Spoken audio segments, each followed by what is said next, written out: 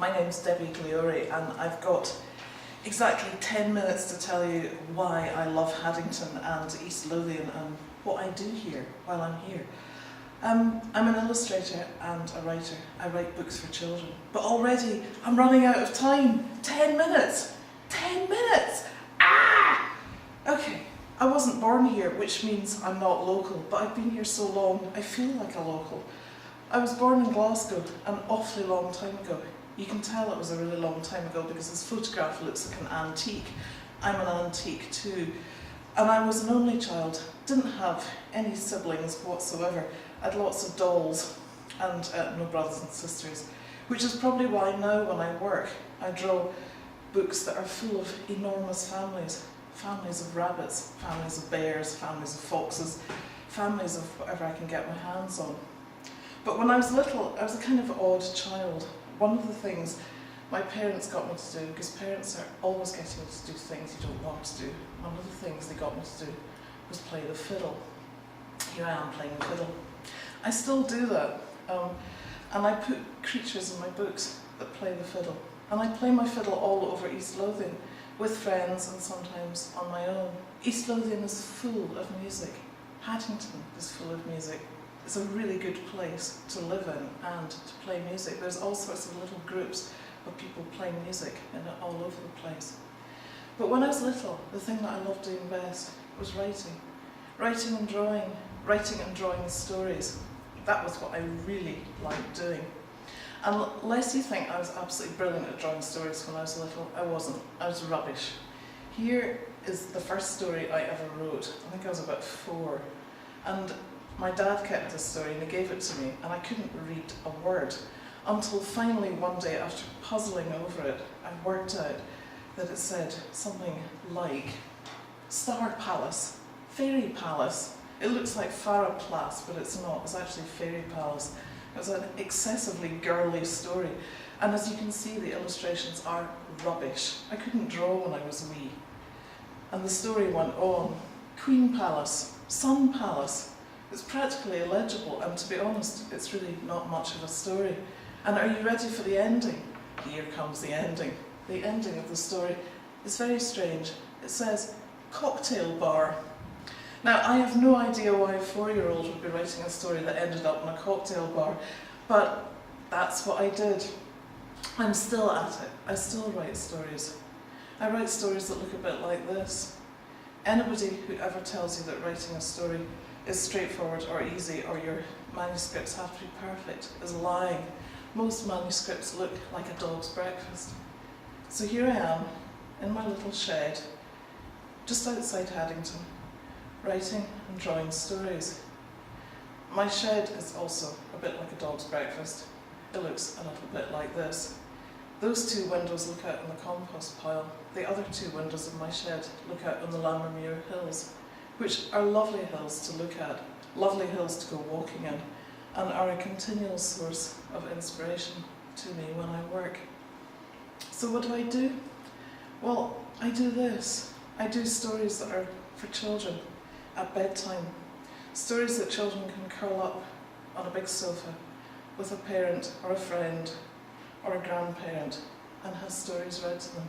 Stories that reassure at bedtime. And the stories, they come from my head, but they also come from East Lothian, from Haddington, from the simplest of things like walking through Tesco's, walking through Haddington High Street, going to the beaches around East Lothian, going for walks in Tinningham Woods. That's one of my especial favourites. I think if Tinningham Woods didn't exist, I wouldn't actually have written any stories. I go there a lot. They're quite a magical place. If you've ever gone there, you'll know what I mean. And it's especially good to go there at twilight, because I think that's when most of the magic actually happens. And when I'm stuck for ideas for books, that's where I head. I go there for a good stomp in the winter and in the summer. And sometimes I take a sketchbook and I do deeply inadequate and rubbish paintings of the trees, but that is really one of the sort of main sources of where my ideas for books come from. And from the beaches. I love the beaches of East Lothian. I love the skies. I think that was what made me come here in the first place, was the wide openness of the skies. Because I was born in Glasgow, and I have to say, I love Glasgow, but it doesn't do very much in the way of big open skies. Not like East Lothian. East Lothian with her big skies and big beaches. That's my sketchbook propped up on my boots, by the way, just in case you wonder what on earth that is. But East Lothian skies can be all colours. That fantastic slate grey, which I just love. That's the view out of my little shed window. And that beautiful blue that you get in the summer against the gorse up in the Lammermuir Hills. And I know it doesn't look terribly like this picture, but I think if I hadn't seen that, I probably wouldn't have painted Mr. Bear galloping through the hills with his baby bear on his back. But I don't need such grand views all the time. Sometimes the best of East Lothian is just at your feet. A view like that, the breath of frost on bracken in a walk in the woods, East Salton Woods, Butterdean Woods. The woods of East Lothian are phenomenal. But sometimes I don't even have to go any further than my own garden to look into the heart of a peony and imagine what kind of creature might sleep in there. That's like part of my job, is imagining what kind of creature might sleep in the heart of a peony. Or just to look at the flowers that grow in wild grasses and think, I could use that in a picture, and I do. And to do pictures of wolves and also drawing pictures of rabbits. That's a very finished picture of a wolf. I've just been drawing a wolf called, rather unimaginatively, Mr. Wolf. But the book before him was a book about a small rabbit. And when I start a book, I start off with pencil drawings, charcoal drawings, and I work my way into a character bit by bit, drawing them from all different angles. And with this book I wanted to do a rabbit that got lost in woods and was frightened and didn't know which way was home. And I thought, what would he be frightened of? And I thought, well, he'd be frightened of owls probably, because owls are predators for rabbits. But then I thought, no, I want something a bit scarier. And I thought, how about dragons? I thought, no, you don't get dragons in the woods of East Lothian. And I thought, what do you get? And I got stuck. And what I do when I get stuck is I go for a walk. I don't go to Tesco's. I don't go down the high street. I take myself back into the woods. If you ever go into the woods in East Lothian and you see a middle-aged woman with a furrowed brow having a stomp around the woods, it'll be me trying to work out what I'm going to do in my next book. And it was miraculous with this book, because when I went into the woods, the first thing I saw was this. And it's just a bit of timber lying on the ground. But it gave me the idea for a monster that my rabbit could be afraid of. And it turned into the wood troll. And the next thing I saw was a pond, very ordinary pond. And it was last year when it rained all the way through May. Some of you may remember May as being very, very windy and very, very rainy, and it was. And I looked at the ripples on that pond and I thought, what if they weren't made by the rain? What if they were made by something underneath the water? Something a bit like the gobbler. I thought, this is great, I'm getting all the ideas from my book, just walking through a wood. And then I walked on and I found this thing. I thought, that's absolutely perfect, that has to be the scariest thing of all. And not only did that become the title of the book, but it became the scariest thing that my little creature found when he was in the wood. And how he actually conquered his fear of it and got to the point where he could say, I'm not afraid of anything. Well, that's another story. But sometimes when you're doing a book, because your publishers live in London and they aren't lucky enough to live here in Haddington or East Lothian, they just don't get it.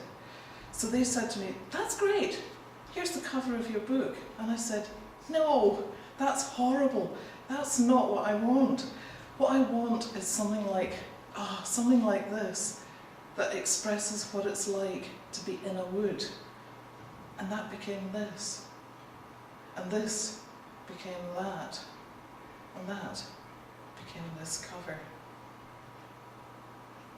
And again I find that this place, this little township in the middle of East Lothian, is the inspiration behind just about everything I've done. And I'll go for a walk to clear my head, and I'll think, I'm not going to think about work, and then what I see makes me think of another book. Going for a walk along the sands at West Barnes in Dunbar, I came upon trees looking like this, because the sea had washed away all of the sand and the earth around their roots. More trees looking like this. They look like upside down trees. It's like their crowns have suddenly become their roots, or their roots have become their crowns. And these trees are victims, I suppose, of high tides, increasingly higher and higher tides, which in turn are part and parcel of climate change. And walking along, I looked and I saw all of these trees had been sort of washed away, blown over, pulled out to sea by the action of tides upon them. And that gave me an idea for this book. A book that was the first and only book I've ever written about climate change. And it was called The Trouble with Dragons. It's the only book I've ever had hate mail about. And I thought I was safe in East Lothian. Most people here seem to quite like me. Nobody's ever attacked me in Tesco's yet. But I had a troll on my website who said, among some really impolite things, he eventually said, "And I know where you live, and I'm coming to get you." I thought, ooh! Fortunately, he hasn't come yet, but he was very aggrieved by the fact that I'd written a book for children about climate change. Which only goes to show that they may be books about children, but actually books have a great deal of power. And this is one of my favourite places, tucked up in the Lammermuir Hills. It's a little pond made by a farmer for I have no idea what purposes, and he doesn't know, but all of us sneak up there in the summer and go for a swim. We go running along that jetty and jump into the water, disturbing the family of swans that live there. And it's absolutely brilliant, but we don't go there when it looks like that and when it's icy. But that to me sums up what East Lothian is about. It's a great jumping off spot. It's a place to go running along and to jump right in. It's a really good place to start from.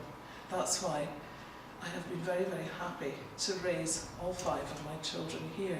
It seems like a very, very good place to be born and to grow up in. And heavens, I hear the bongs. Is that the time? Oh my goodness. I think my 10 minutes are up. Must be time to go back to playing my fiddle. Thank you.